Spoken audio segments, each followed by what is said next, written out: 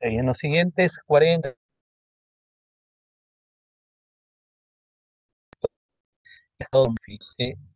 este es, iniciaremos primero con una evaluación de cómo es la hemostasia en general y luego el estudio de la hemostasia y algunos estados trombofílicos, sobre todo trombofilias hereditarias. Ya desde hace dos miles de años, el filósofo Platón describió que la sangre cuando salía del cuerpo se formaba una fibrina. Y ya desde hace 2000 años ya le acuñó el término de fibrina. Esto ha continuado hasta el siglo XIX. Ya en el año recién, 1865, las plaquetas fueron descubiertas cuando empezaron los descubrimientos innovadores. En 1905, Morawis construyó el primer modelo de coagulación, muy parecido al de ahora, en 1905, con la tromboplastina, conocida ahora como factor tisular, fue descargado por daño de la vasculatura y se convertía en protrombina, y esta protrombina se convertía en trombina, y esto en presencia de calcio formaba la fibrina. Y en el año 1960 se dos grupos construyeron una cascada de la coagulación, por el cual se le llamó la cascada de la coagulación en estos momentos.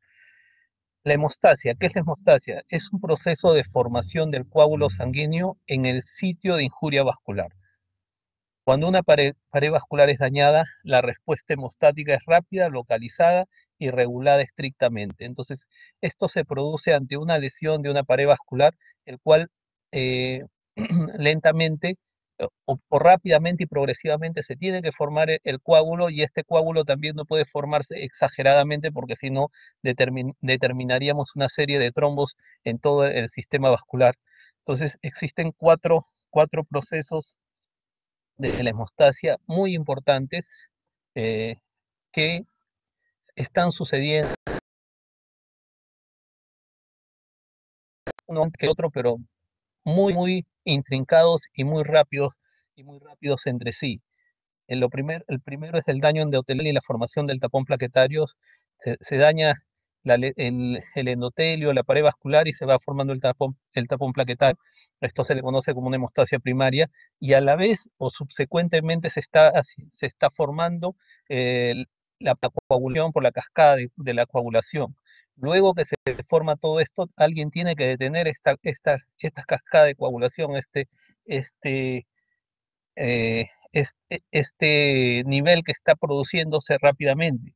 Alguien tiene que detener, el cuerpo también envía órdenes y lo detiene.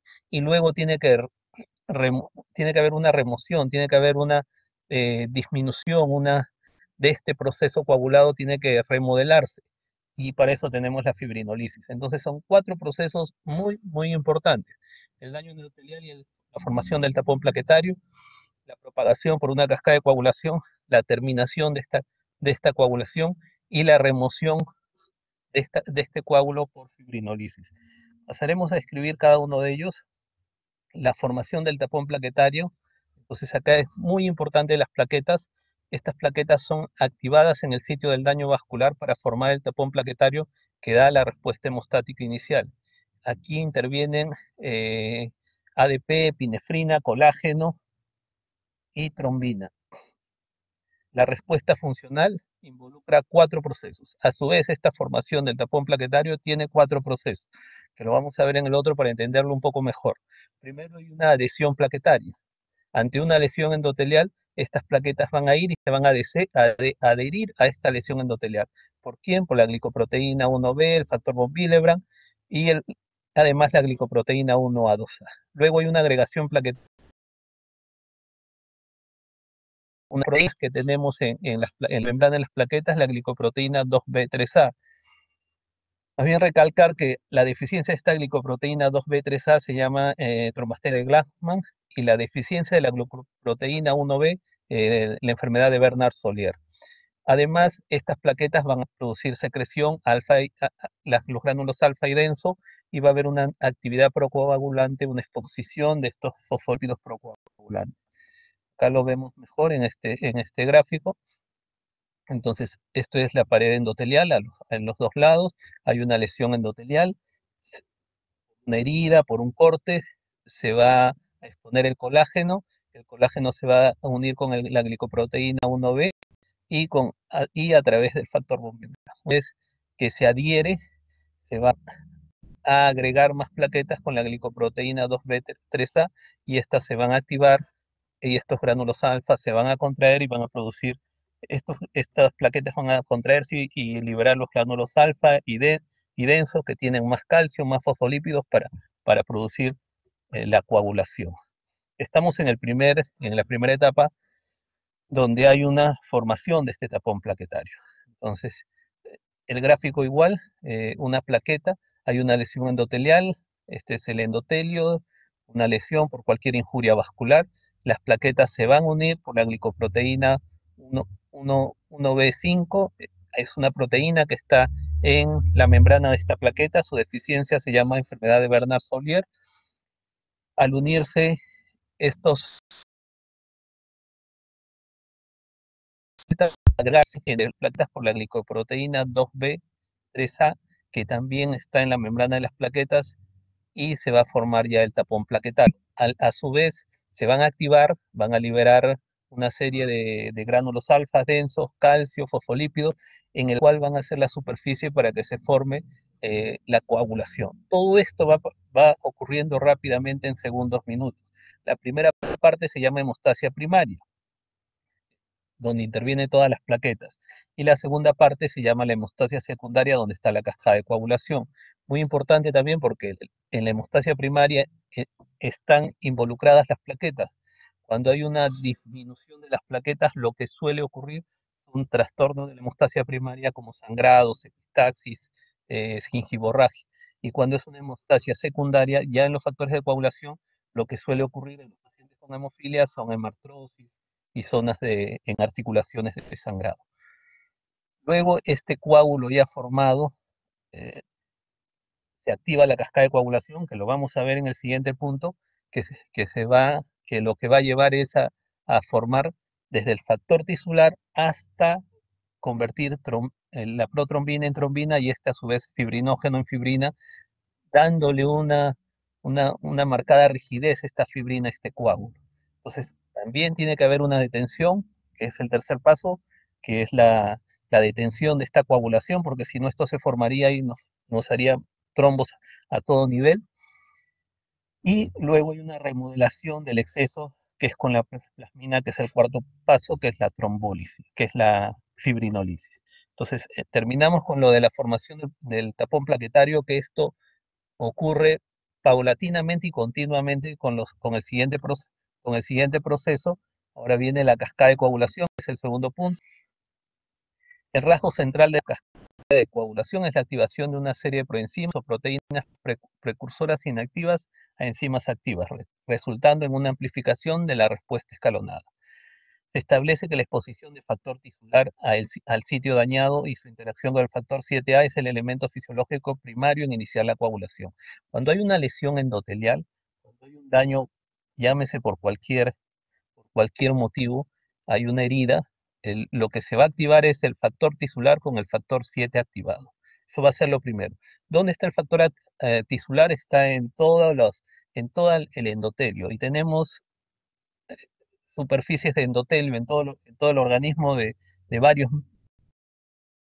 Existe bastante cantidad de factor tisular, y con el factor 7A van a iniciar la coagulación. Esta es la vía extrínseca también, que se le conoce.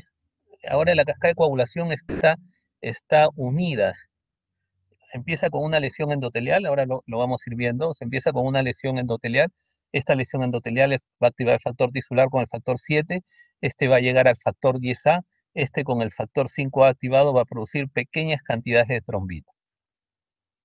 O sea, va a llegar hasta de protrombina a trombina, en pequeñas cantidades. Si solo nos quedaríamos con esta primer evento, no lograríamos frenar un sangrado porque es muy poca la cantidad. Entonces, esta trombina, a su vez, termina convirtiendo en fibrinógeno en fibrina, también va a secretar factor 11, factor 8, factor 5, y este 11 va a convertir al 9 y va a hacer una retroalimentación positiva con el 9, con el factor tisular, y va a volver otra vez al 10 y va a producir mucha mayor cantidad de trombinos. Esto solo se va a autoalimentar y va a producir mayor cantidad de trombina y va a fibrinógeno en fibrina. Vamos a ver en el siguiente gráfico esta cascada de coagulación. Entonces tenemos la iniciación, que es ante una injuria, vascular, la célula es dañada, libera factor tisular con el 7A, convierten el 10 en 10A y este protrombina en trombina. Poca cantidad de trombina. Esta es la iniciación. La amplificación, esta trombina va a producir, va a convertir su función principal de la trombina es fibrinógeno a fibrina, para formar el coágulo y estabilizar bien el coágulo. Además, factor 11, factor 8, factor 5, y esto va a volver a retroalimentar para llegar al factor 10, al 10 activado, y volver otra vez, una retroalimentación positiva. Entonces esto se propaga. Este factor 10 con el 5A nuevamente va a convertir la protrombina en trombina y va a formar fibrinógeno en fibrina. En este gráfico, para entenderlo mucho mejor, pues tenemos la vía extrínseca conocida como tal y básicamente para términos de estudios con el tiempo de protrombina y el TTPA para la vía intrínseca. Entonces tenemos el factor tisular con el factor 7 ante una lesión endotelial. Este factor 7 va a convertir el 10 en 10A con el 9, se va a convertir el 10 activado. Este 10 activado va a llevar de la protrombina a trombina. Y este es el primer evento que ocurre con el factor tisular y el factor 7 iniciando. Esta trombina lo que va a convertir es el fibrinógeno en fibrina y polímeros de fibrina, estabilizando el coágulo.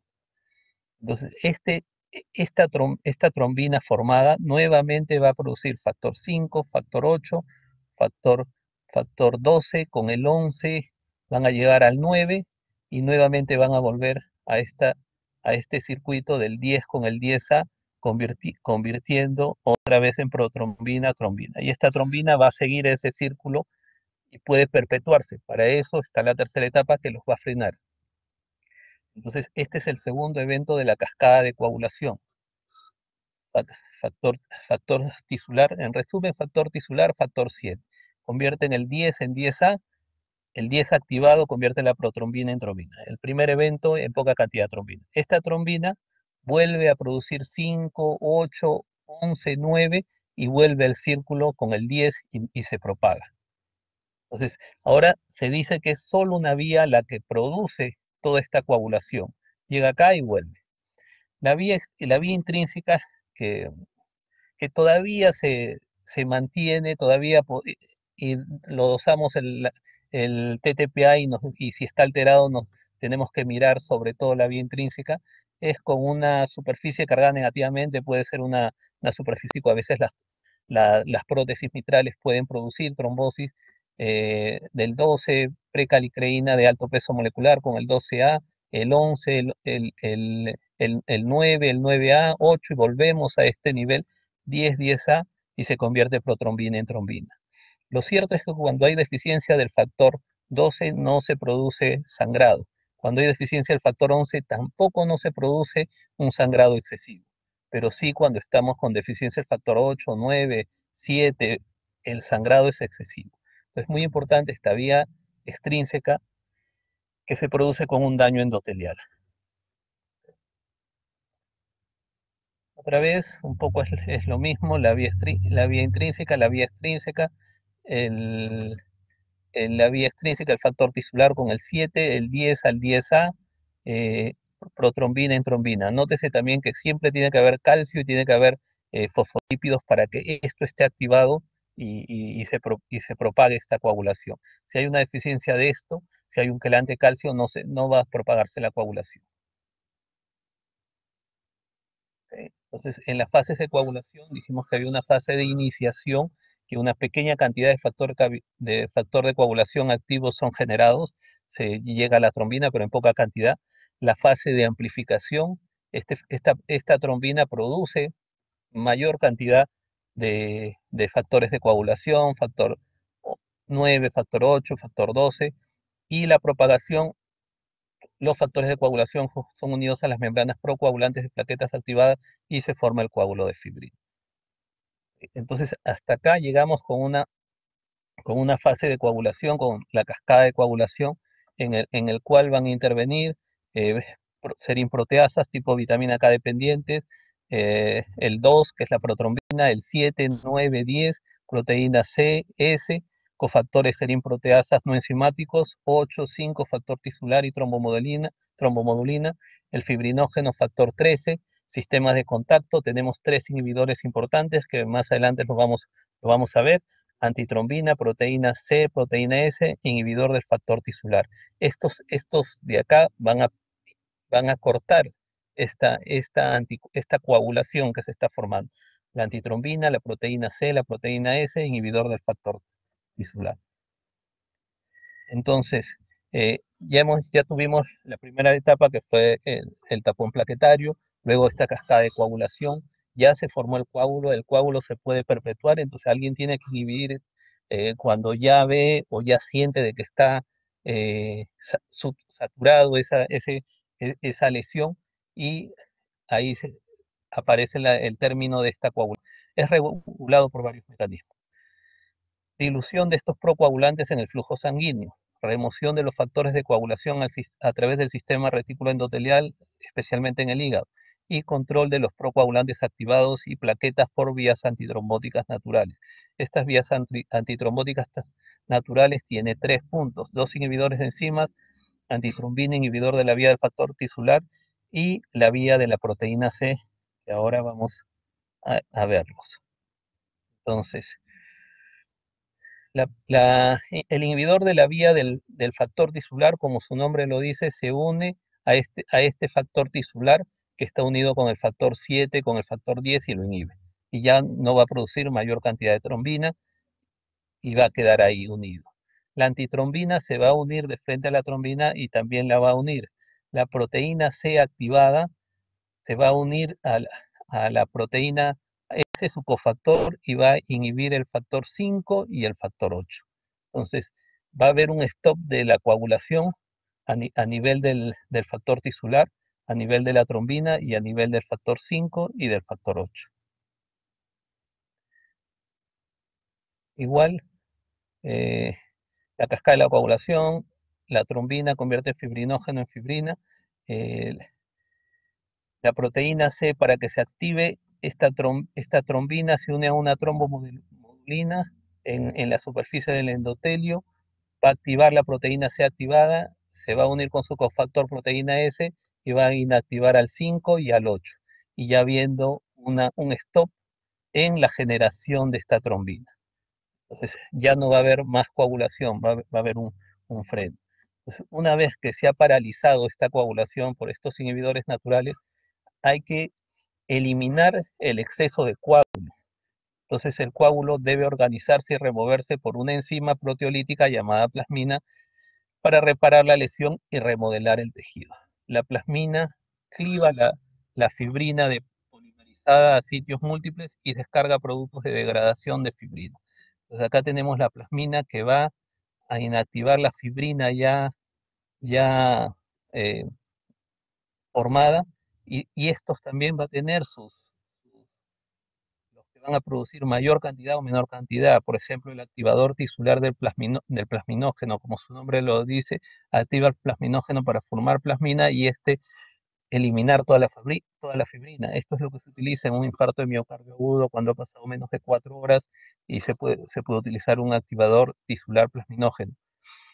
lo que va a hacer es que la plasmina elimine toda la fibrina, pero bueno, ahí tiene sus criterios porque nos puede eliminar toda la fibrina y producir sangrado. Y también tenemos la alfa-2 antiplasmina que se une a la plasmina e inhibe esta plasmina. Entonces, entendemos que todo esto está regulado desde el inicio hasta el final por los activadores y por los inhibidores.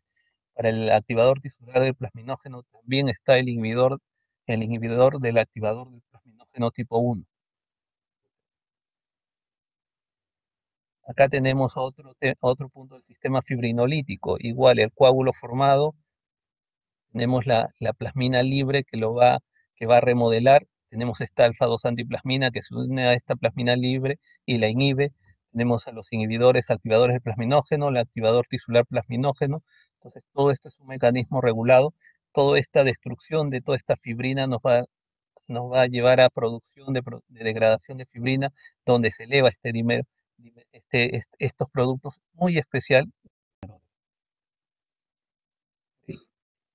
Todo esto, estos puntos es para cómo llega la hemostasia desde la lesión, pasando por el tapón plaquetario, la cascada de coagulación, el término de esta coagulación y la fibrinólisis para remodelarlo.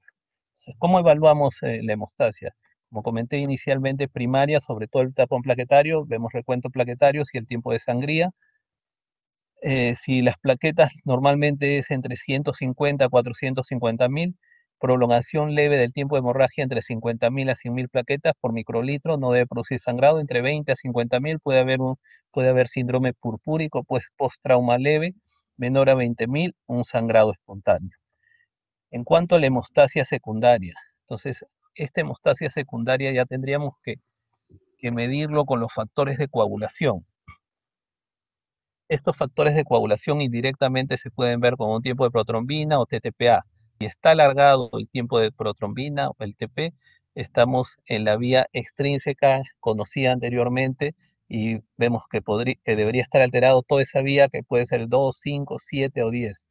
Sobre todo tiene una validez en la fibrinogenoformación, el INR, que es la razón internacional normalizada, y está alterado en hepatopatías, vitamina K, alteración de vitamina K, deficiencia de vitamina K, deficiencia congénita de factores, inhibidores adquiridos. El tiempo de trombina, sobre todo, me evalúa la última parte porque este tiempo de trombina evalúa la trombina que se da a este plasma. Entonces me va a evaluar la última parte de fibrinógeno en fibrina. Si está prolongado, debe haber una alteración del fibrinógeno. Validez con la heparina, anticoagulantes orales crónicos, dosaje de productos de degradación de fibrinógeno.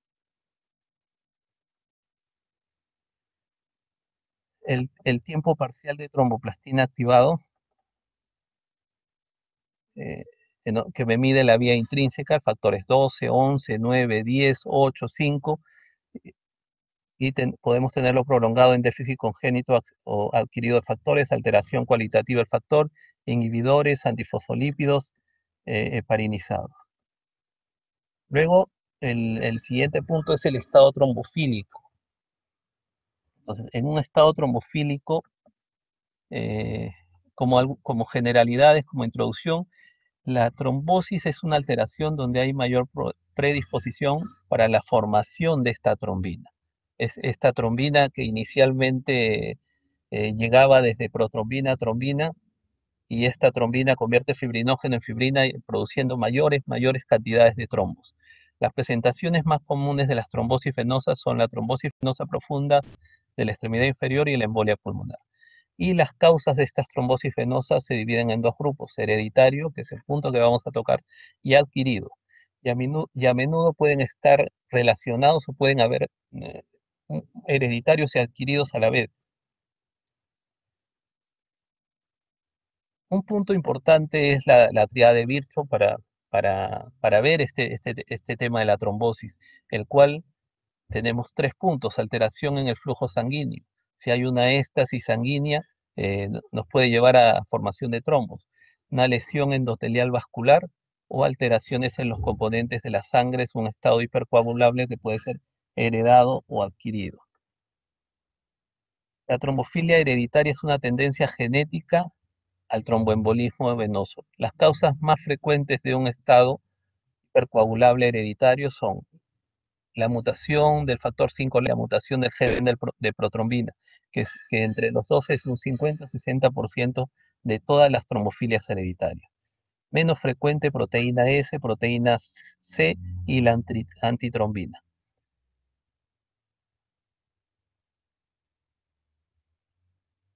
Si se sospecha de una trombofilia, ¿cuándo sospechar en una trombofilia hereditaria? En un individuo con tromboembolismo venoso en asociación con uno más de los siguientes. Si un paciente me desarrolla tromboembolismo venoso, para yo estudiar si es que tiene una trombofilia hereditaria, debería cumplir uno más de estos.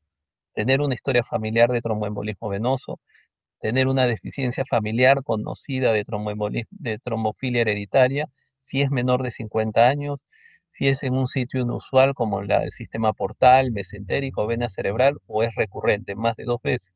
Si ocurre uno de estos y además el paciente tiene tromboembolismo venoso, deberíamos hacer el estudio de la trombofilia hereditaria.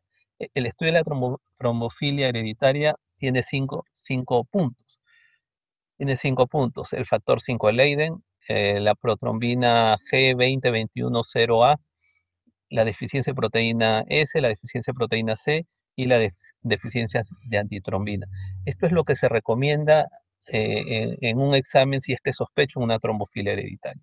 También existen una serie de factores que pueden producir eh, eh, trombofilia que no son genéticos, que pueden ser que son adquiridos, ¿no?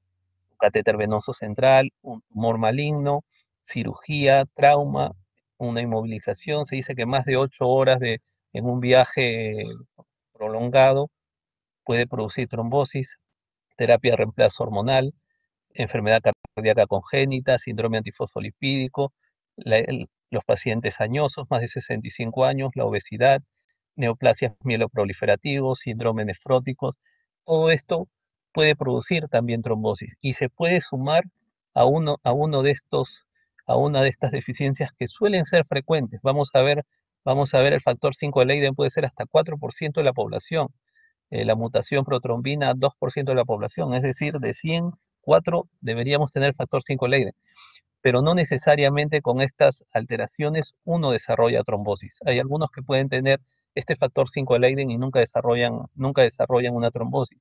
Se dice que el paciente que tiene factor 5 de Leiden en toda su vida, solo el 5% de todos estos pacientes desarrollan trombosis. Acá tenemos la incidencia de formar trombosis.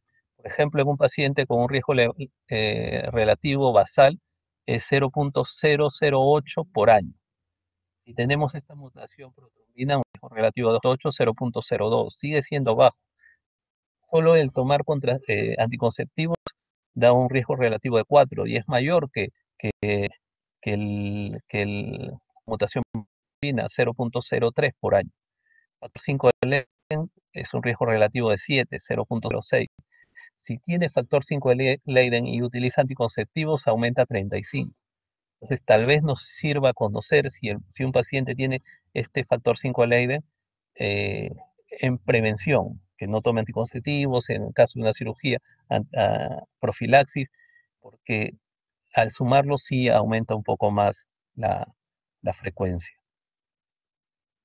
Ok, este cuadro también es muy importante, como inicialmente comenté, entre el factor 5 de Leiden y la protrombina y la mutación de la protrombina G2021-0A es 60% y el resto es 30-40%.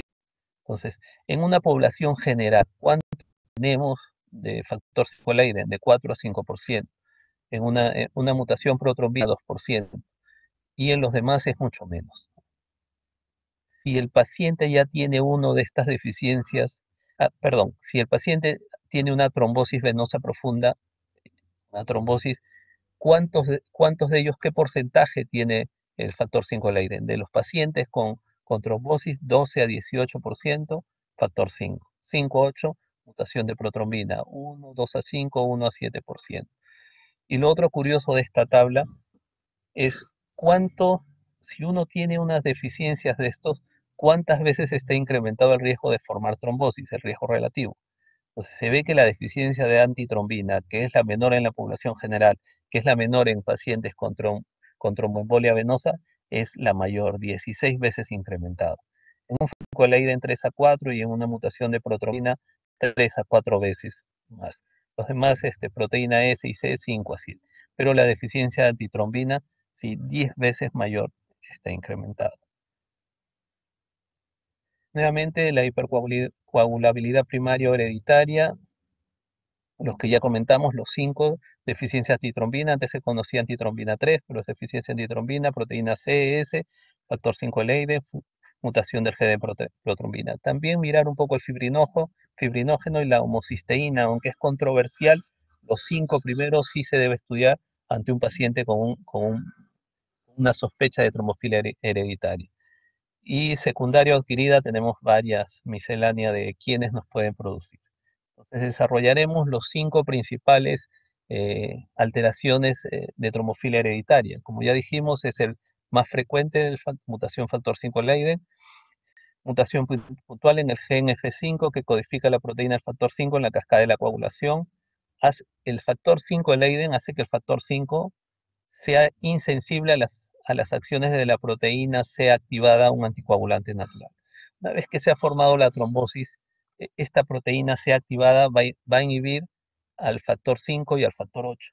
Pero cuando hay factor 5 Leiden lo hace más resistente, lo hace insensible, ya no se deja inhibir tan fácilmente. Es una afección autosómica dominante. El 99% de los individuos son heterocigotos y el 1% son homocigotos. Solo el 5% de los heterocigotos, de casi la mayoría de todos los factor 5 de Leiden, experimentan tromboembolismo venoso durante toda su vida. Es decir, en todo el periodo de su vida, solo el 5% de los que tengan este factor 5 de Leiden van a producir trombosis. Los que tienen homocigoto es mayor. Heterocigoto, como es dominante, el padre siempre o la madre siempre lo va heredando a los hijos. Y las razones del fenotipo altamente variable se extienden de manera incompleta, se entiende de manera incompleta. Puede explicarse en parte porque puede haber coexistencia de dos trombofilias hereditarias, modificadores genéticos aún no aclarados. Esto nuevamente para recordar el factor 5 que se encuentra acá cuando se ha formado la coagulación en esta cascada de coagulación, el cual llega de...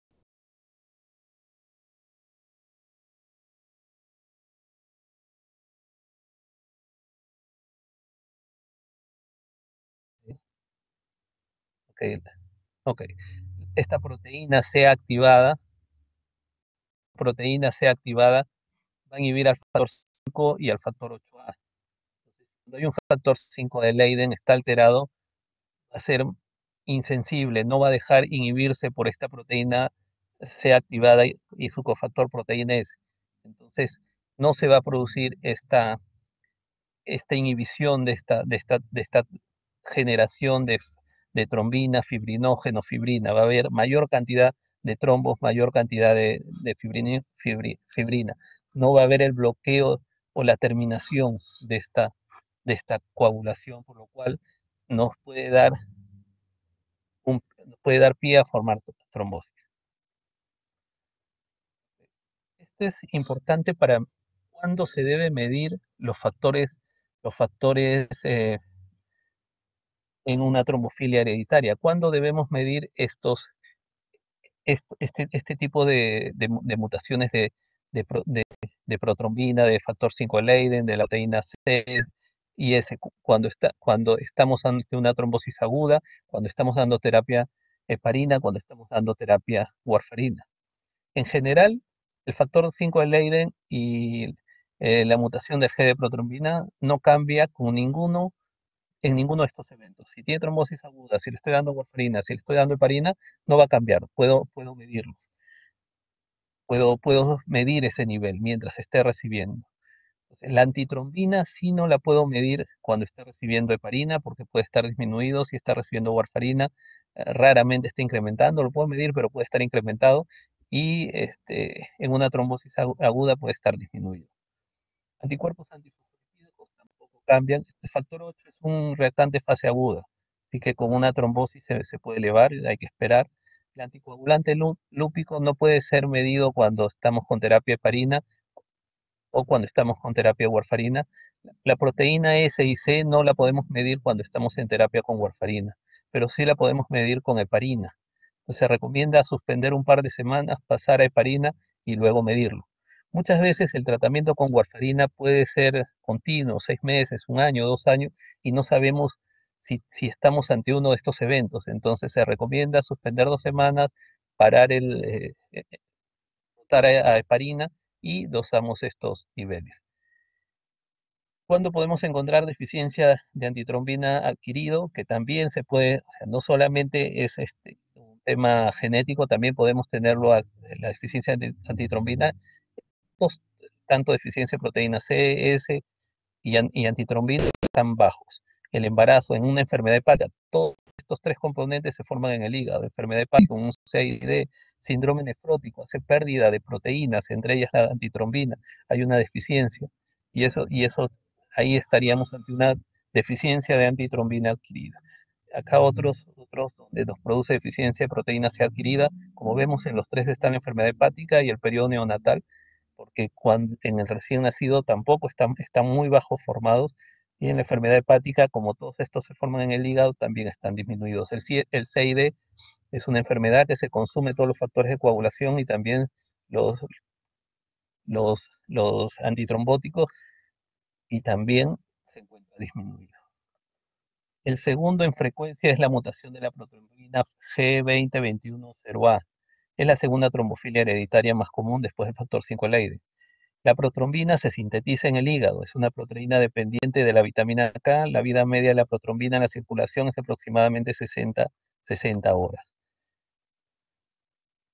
Okay, la mutación puntual en el gen de la protrombina resulta en una sustitución de la adenina por la guanina en la posición 20-21-0, de ahí su nombre. La mayoría de los individuos con esta variante son heterocigotos, aunque se ha informado de homozigositidad en un pequeño porcentaje. La transmisión es autosómica dominante, de todos estos son autosómicos dominantes, y el riesgo de tromboembolia venosa en heterocigotos es 3 a 4 veces con respecto a los controles. Entonces, esta mutación de protrombina hace que se acumule mayor cantidad de protrombina, este va a convertirse en trombina y produce mayor riesgo de trombosis 3 a 4 veces con respecto a los controles. Esta deficiencia de antitrombina, que es un anticoagulante natural, es la que nos produce mayor eventos de trombosis en estos 5. Eran 17 veces más en comparación a los otros que son 3, 4, el factor 5 de Leiden y la mutación de la protrombina, la proteína S y C 5 a 7 veces, este era 17 veces. Entonces la deficiencia de antitrombina puede ser heredada o adquirida, también se produce en el hígado, y se define como un nivel de actividad que es consistentemente inferior al rango normal. También es autosómico dominante, se sintetiza en el hígado y su vida media es de 2.8 a 4.8 días. La vida media es muy importante, vamos a ver en un cuadro más adelante. Entonces, esta deficiencia de antitrombina es un anticoagulante natural, inhibe la trombina, el factor 2A, los factores 10 y otras proteasas en la cascada de la coagulación como el 9. Entonces, en esta cascada de la coagulación me va a inhibir la trombina, el factor 10A y el factor 11 y 9A. ¿Okay? 11, 9A. Entonces, esta antitrombina va a frenar esta coagulación. Se produce la coagulación y alguien tiene que frenarlo, y esa es con esta trombina, con esta antitrombina. La deficiencia de antitrombina puede ser heredada, puede ser hereditaria o adquirida. Las deficiencias hereditarias se deben a mutaciones del gen antitrombina. Las adquiridas tienen es una larga lista. Enfermedad hepática, la warfarina puede disminuir, asparaginasa puede disminuir. Asparaginasa es para un tratamiento para leucemia linfática aguda, en pérdidas de proteínas, síndrome nefrótico, consumo acelerado, como ocurre en el CID. El otro punto es la proteína C, la deficiencia de proteína C. La deficiencia de proteína C se asocia con un pequeño porcentaje de casos de trombofilia hereditaria, así como con los hallazgos aún más infrecuentes de necrosis cutánea inducida por warfarina y por fulminante neonatal y una posible asociación débil con la pérdida del embarazo. Entonces esto se explica, lo vamos a ver más adelante, necrosis cutánea inducida por la warfarina y la púrpura fulminante neonatal. Sin embargo, establecer un diagnóstico de deficiencia de proteína C puede ser difícil, ya que muchos estados clínicos pueden conducir a una deficiencia adquirida de proteína C. Entonces, esta es la vida media de ¿qué es lo que pasa en una necrosis de piel inducida por la warfarina? La warfarina, en una necrosis cutánea inducida por la warfarina. La warfarina inhibe todos los factores de coagulación vitamina K dependientes, 2, 7, 9, 10, que son procoagulantes, pero también inhibe inicialmente a la proteína C y la proteína S. Las vidas medias de este 2, 10, 9 son largos. Miren, en 4 días tenemos más del 50%. En cambio, la proteína C empieza a caer. Su vida media es 1 o 2 días.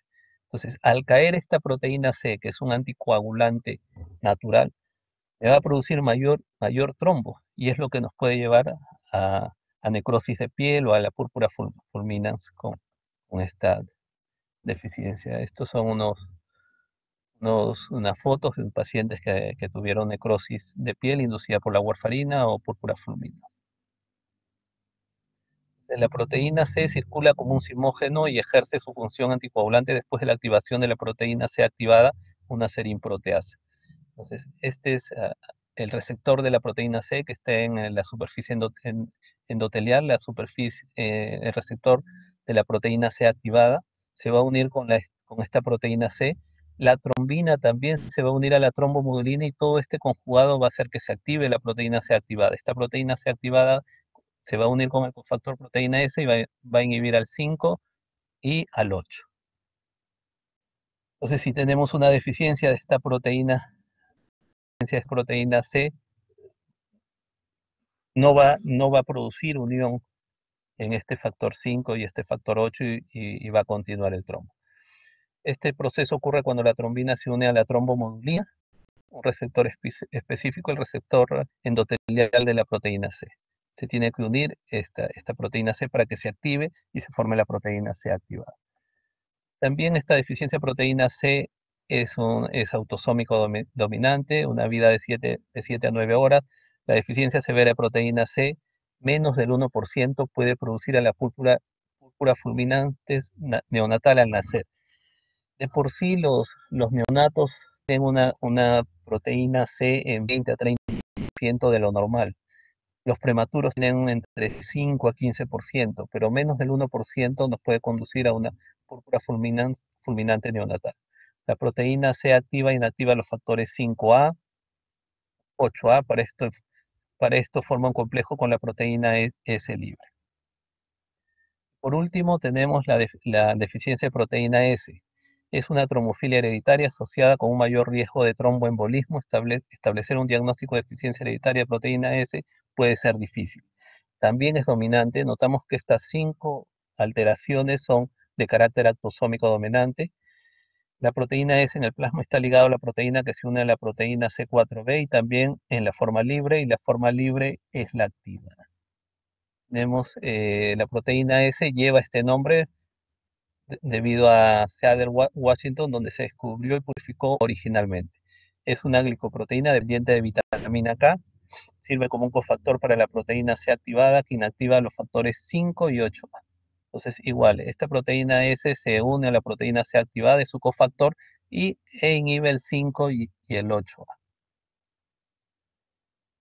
Los niveles de proteína aumentan con la edad y son más altos en los varones, y no hay un acuerdo en qué nivel de proteína es el diagnóstico de la eficiencia hereditaria, pero niveles menores de 30% son compatibles con ello. Aquí hay un algoritmo del tratamiento de un paciente, con esto termino, de un paciente con trombofilia hereditaria. Entonces, tenemos 3 brazos. Si tiene una historia personal de tromboembolismo venoso, si solo tiene una historia familiar de tromboembolismo venoso, y si no tiene historia ni familiar ni personal de tromboembolismo venoso. Entonces, sabemos o ya conocemos que este paciente tiene una trombofilia hereditaria y tuvo una historia de tromboembolia venosa, personalmente, del paciente. Entonces, si en ese momento no está recibiendo si en ese momento no está recibiendo el tratamiento previamente a la historia de tromboembolia venosa, entonces a este paciente se le tiene que, si no está recibiendo anticoagulación, al paciente se le da solo profilácticamente, se le puede administrar cuando entre una cirugía en un embarazo. Si el paciente ya tiene un evento de tromboembolia venosa aguda y está recibiendo, entonces la decisión de dar anticoagulación indefinida nos va, nos va a regir bajo estos ítems. Si tiene tromboembolia venosa no provocada, si tiene una embolia pulmonar amenazante para la vida, si es sexo masculino, si tiene una tromboembolia venosa en sitios atípicos, si hay una fuerte historia familiar de tromboembolia venosa, si es un componente homocigótico, si tiene dos o más de estos trombofilias hereditarias, entonces, basándonos en esto, puede permanecer con una anticoagulación indefinida.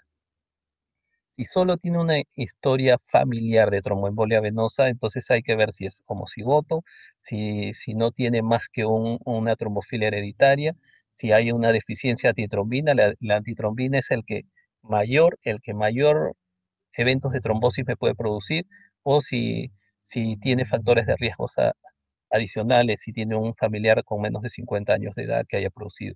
Si no los tiene, no se hace nada, solamente los cuidados rutinarios y educación al paciente. Si los tiene, igual anticoagulación profiláctica en momentos de mayor riesgo de trombosis, cirugías, viajes prolongados, embarazos. Si no hay historia familiar y tampoco hay historia personal de tromboembolia venosa, pero se sabe que tiene una trombofilia hereditaria, hay que ver, importante, si es que tiene una deficiencia de antitrombina. Si la tiene, anticoagulación profiláctica. Si son cualquiera de las otras cuatro, solamente cuidados rutinarios y educación. Muy importante es en este punto saber si es que tenemos una deficiencia de antitrombina, como una trombofilia hereditaria, porque eso me llevaría en todos los pacientes a dar profilaxis. Con esto termino. Si tienen preguntas, comentarios.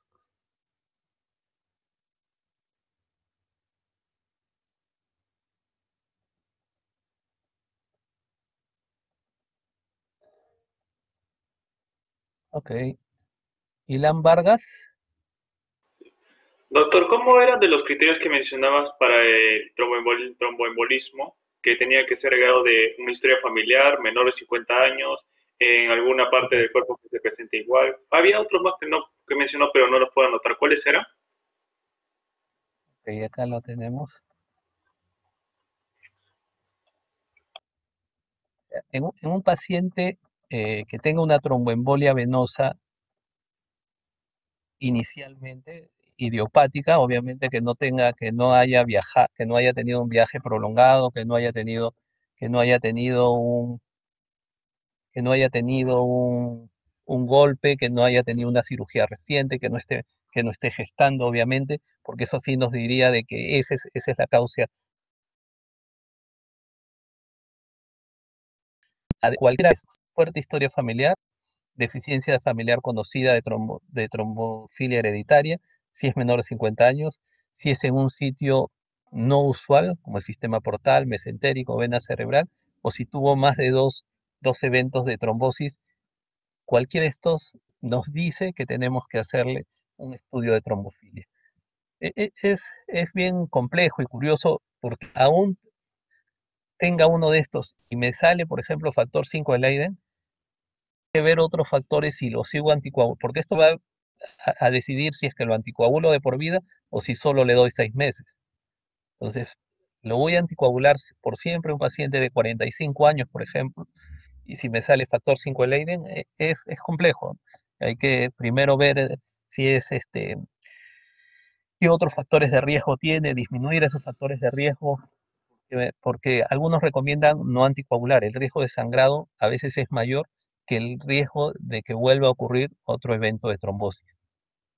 pero sí está recomendado realizar un estudio si es que cumple cualquiera de estos cinco ítems y obviamente estamos ante un paciente con una tromboembolia venosa idiopática, que no sabemos cuál es la causa, porque si ya la supiéramos y está gestando, no es necesario realizar las otras pruebas.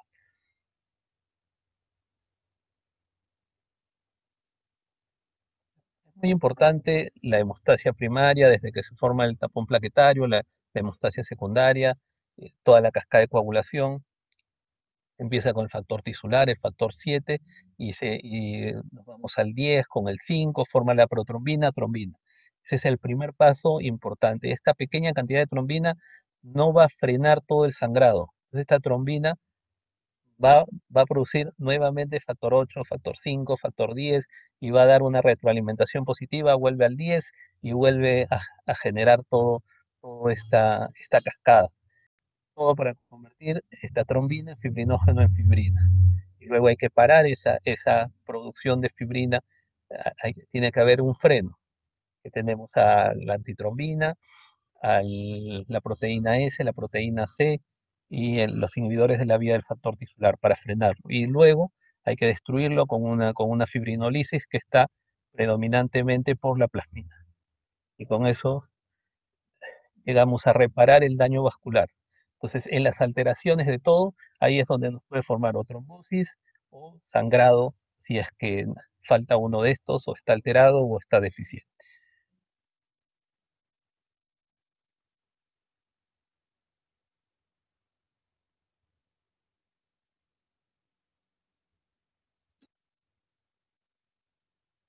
¿Ok?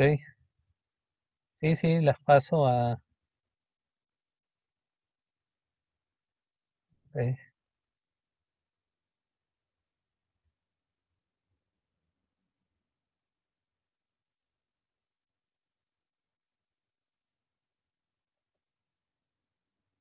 Este gráfico es muy importante, cómo inicia y cómo va. Todos los factores, en resumen, 7 tisular, 10A, protrombina, trombina. Y esta trombina vuelve al 5, al 8, al 9 y otra vez vuelve con el 8 al 10. ¿Cuándo se nos produce, cuando tenemos hemofilia, deficiencia de este factor 8, este factor 9? En el evento inicial no interviene mucho el factor 8, factor 9. Por eso que estos pacientes con hemofilia obviamente pueden frenar ligeramente algún tipo de sangrado, pero ya para el segundo paso, que es esta retroalimentación positiva, que son como 100 veces más de la primera, ya no, porque acá sí tenemos al 8 y al 9 predominantemente. Entonces, una deficiencia severa de factor 8, factor 9 nos lleva a sangrados y a uso continuo de este factor 8, de este factor 9. Ok, ¿alguna pregunta? ¿Alguna otra pregunta?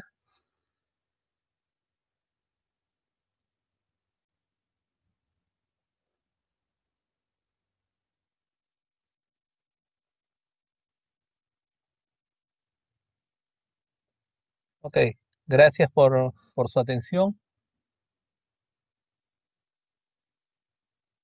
Muchas gracias por su atención.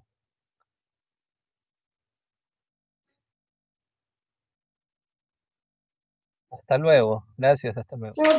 Gracias, doctor. Gracias.